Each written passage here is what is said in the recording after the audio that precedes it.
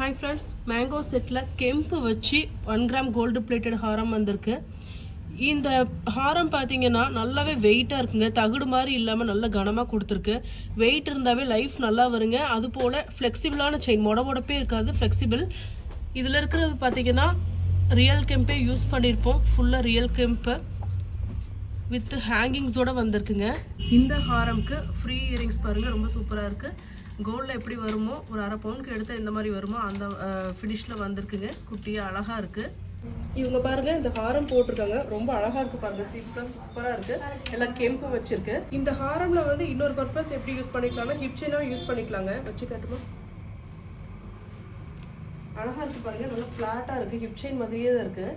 நம்ம பின்னாடி வேறு ஒரு செயின் ஒரு பெரிய ஹிப் செயினுக்கு போடுற பெல்ட் அது பின்னாடி கனெக்ட் பண்ணுறது இருந்ததுன்னா போதும். இது ஹிப் செயினாகவும் யூஸ் பண்ணிக்கலாம், ஹாரமாகவும் யூஸ் பண்ணிக்கலாம். 2 in 1 ரெண்டுமே நம்மளுக்கு மடங்காமல் வந்திருக்குங்க.